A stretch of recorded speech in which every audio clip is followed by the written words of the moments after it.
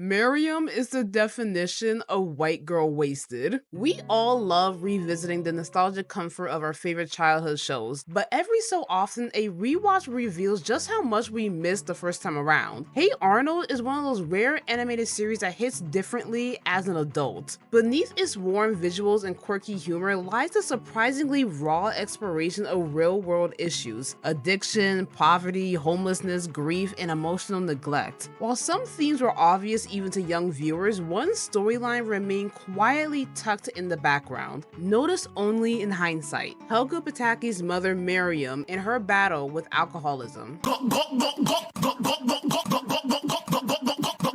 To a child viewer, Miriam might have simply seemed tired, always lounging on the couch, drink in hand, and blending up her signature smoothies. But to an adult audience, the signs of her alcoholism become unmistakably clear. Her slurred speech, constant fatigue, and withdrawn demeanor are hallmarks of someone battling substance dependency. The show never explicitly states her condition, a choice that reflects how children might interpret such behavior in real life. Something off without fully understanding what it is.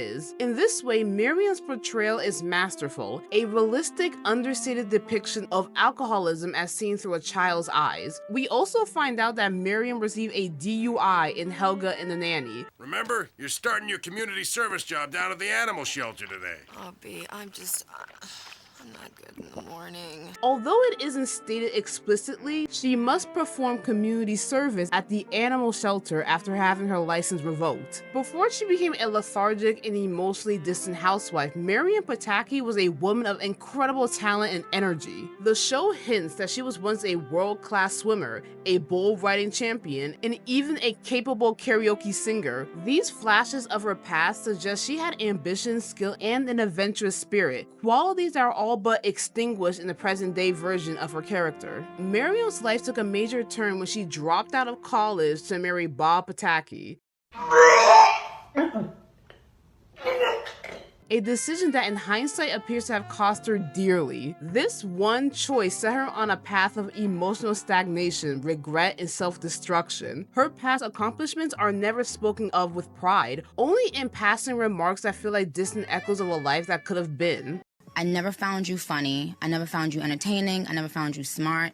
I just found you annoying. Miriam's relationship with her husband, Bob Pataki, is perhaps one of the most emotionally sterile and unbalanced in the entire series. Bob is loud, self-centered, and materialistic. He's obsessed with his beeper business and status while showing little appreciation for Miriam as a partner. He often talks over her, ignores her needs, and treats her more like an afterthought than a wife. What's most heartbreaking is Miriam's passive tolerance of this dynamic. She rarely stands up for herself and often seems to retreat into her blender smoothies and long naps as a way of numbing her dissatisfaction. Their interactions lack warmth or intimacy. Instead, they are marked by detachment, resentment, and quiet compliance. In the episode where Bob is injured and Miriam temporarily takes over his business, we see a different side of her. Miriam thrives in the role of boss, proving to be more competent and driven than Bob ever was. Yet, this experience also reveals her addictive tendencies, as she quickly becomes obsessed with her new authority. When she quits to return home and spend time with Helga, she reverts to her former depressive state, suggesting that her home life drains her of purpose and joy.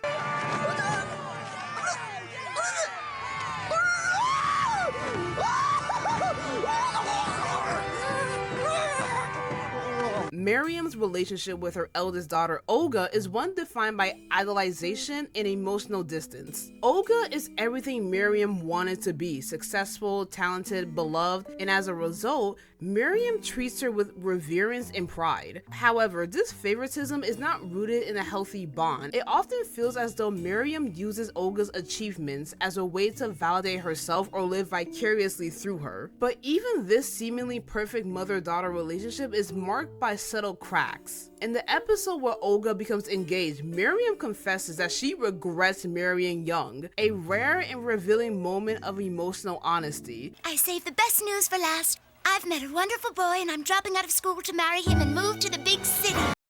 Are you not ashamed of yourself?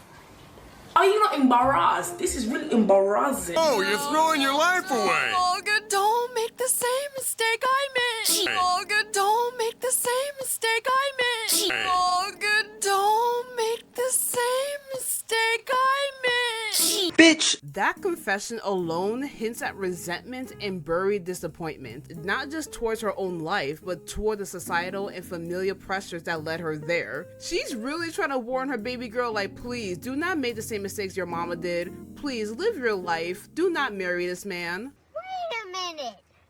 Who are you? Miriam's relationship with Helga is vastly different than the one she has with Olga. Helga receives little attention or affection from Miriam. She's often forgotten, ignored, or dismissed. Hey, who's taking me to preschool? Yeah, in a minute, Olga. No, I'm Helga, Dad.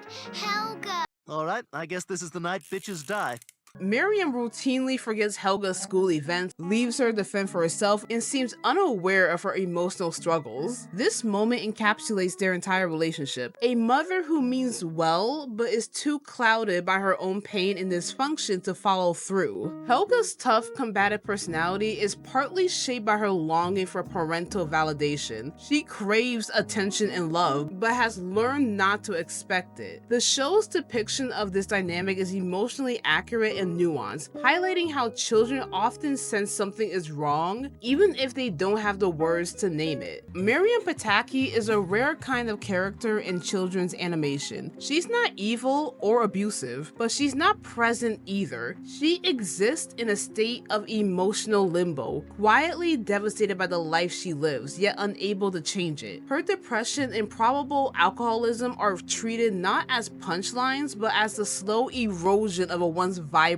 woman. And I'm gonna be so for real, if she had never married Big Bob, it's likely that Miriam's life would have been drastically different. The show gives us glimpses of the woman she could have become: independent, ambitious, respected. But instead, she is stuck in a domestic role she didn't truly choose, raising children she can't emotionally support, partnered to a man who doesn't see her. Although Hey Arnold never explicitly stated it, Miriam Pataki's struggle with alcoholism was always intended by the show's creator, Craig Barlett. This intention was later confirmed when Barlett was developing a spin-off series called The Patakis, and I'm sure a lot of you are like, Tunes, what spin-off show? Yes, the spin-off show is called The Patakis, which would have focused on Helga and her family 6 years after the original show. The spin-off show would include everyone from Hey Arnold except for Arnold, who has moved away for unknown reasons, thus making Helga the star of the series. The creator described the direction of the characters' lives, noting that Bob will resemble a Tony Soprano-like figure, while Miriam will be in a 12-step recovery program and working at a TV station. Additional confirmation came from a leaked early show Bible for the Patakis, where Miriam's character description openly addressed her addiction. The document revealed, during the 6 years we were away, Miriam hit rock bottom,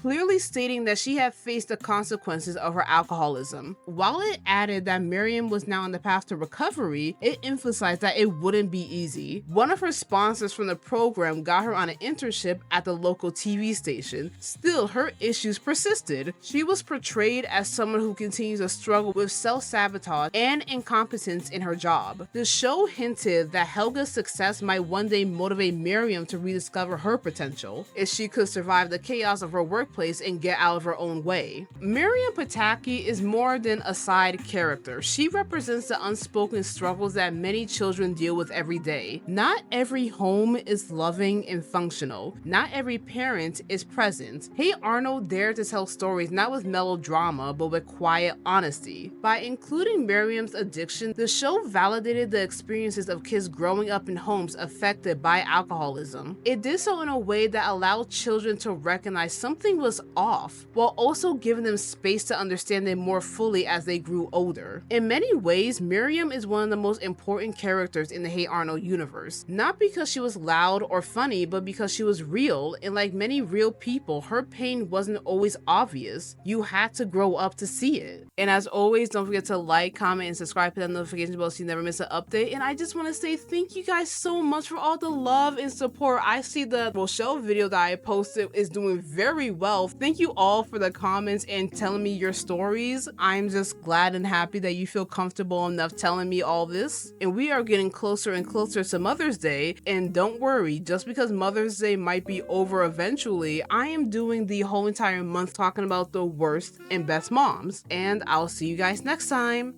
Bye!